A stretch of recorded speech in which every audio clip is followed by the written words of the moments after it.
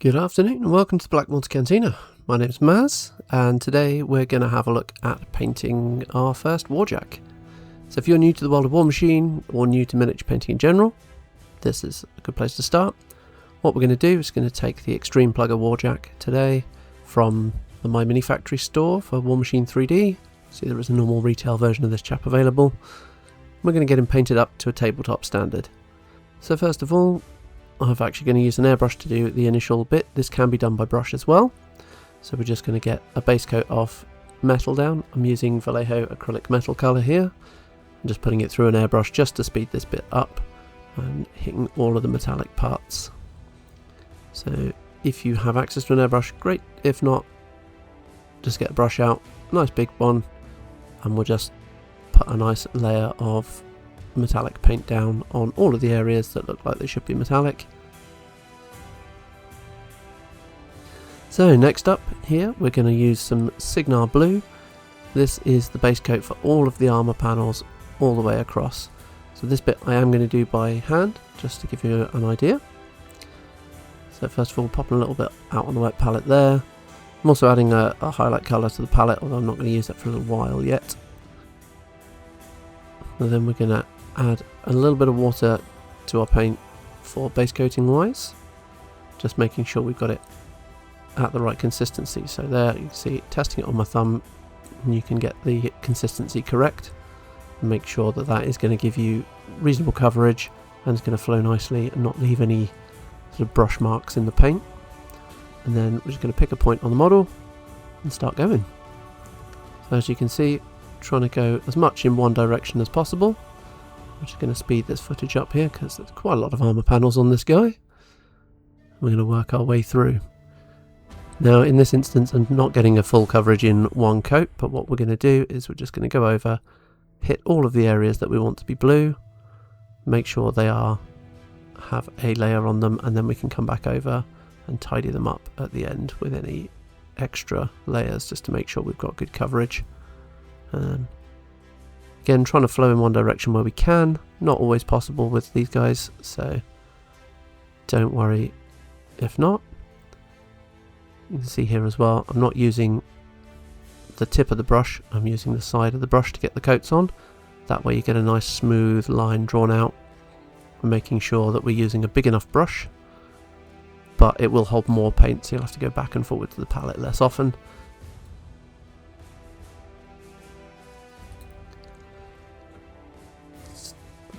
So with all of the blue panelling done, at least with an initial coat on everything, starting to bring this together. So now I'm going to go to some Battlefield Brown, again P3 colour there, popped again on the wet palette, added a little bit of water, and just keeping an eye to make sure it's flowing smoothly. When you've got it on a wet palette like that, or on any regular palette, still want to use a little bit of water in it just to help it flow a little bit smoother.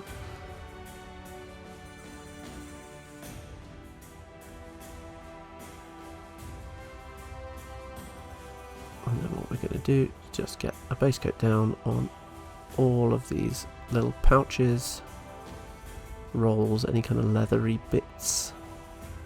We get all of those done. And then we're going to work around on the base as well.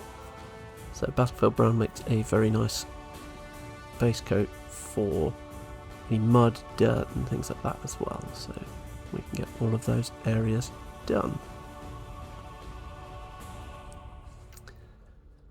And here now the first coats that we did on all of the armor plates are all dry, so I'm just going back over, just checking to see where I don't feel the coverage is quite complete, so anywhere you can still see the metal shining through underneath. I'm just going to go over, pick that up and just cover it over with a second coat, and that should give us a nice smooth finish for our main armor colour. Obviously if you've done the metal by hand you'll probably have less overspray like I've got on this one, so these coats should cover quite easily. If you've got a metallic overspray like I have, you might have to do a couple of extra coats just to make sure it's covered nicely.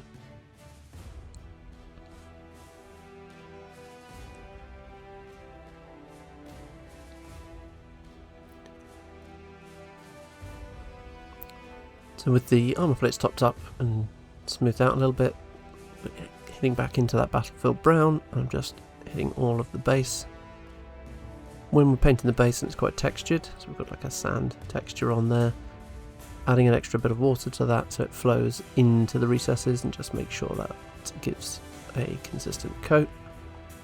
We might need to come over this a couple of times, but just to make sure you're getting that easily into all of the sort of recessed areas.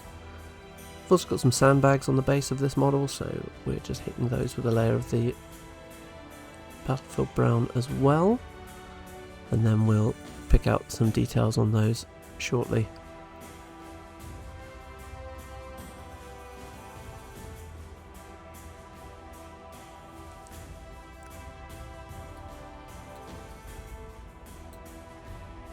So here I've switched over to painting the little section of wall that is leaping over. I've used a colour from Scale 75 called Petroleum Grey. Gives a nice sort of bluishy concrete tone. As you can see there, makes for a nice base coat colour for any kind of walls or concrete or anything like that. Works quite well for any kind of stone and all sorts of bits. Gives it a bit more interest than just a pure grey. You've got the sort of browns and yellows and blues in that one.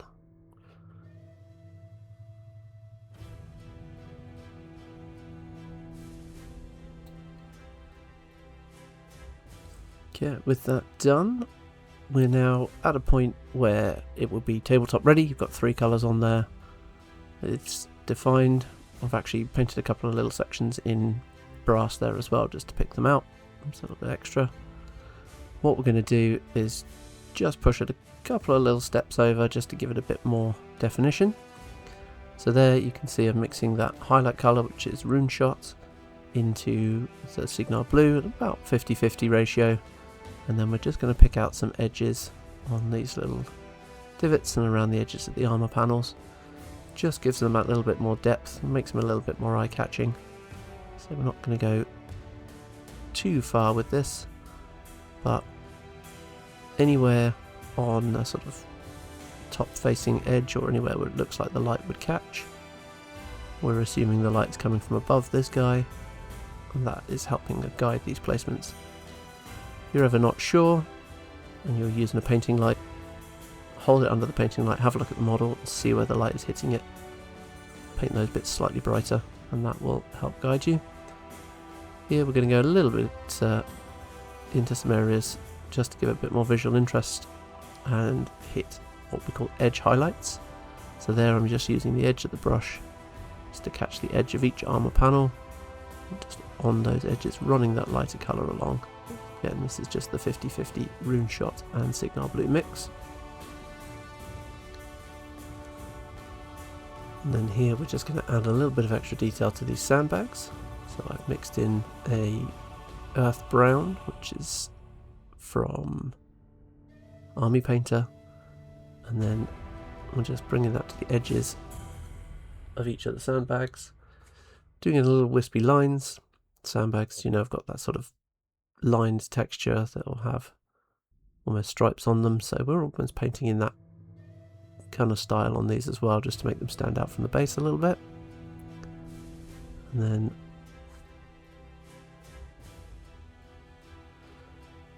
okay, so what we're going to do here is what's called dry brushing. If you're new to miniature painting, this might be something you've heard mentioned before. So what we're going to do is pop some paint on the brush.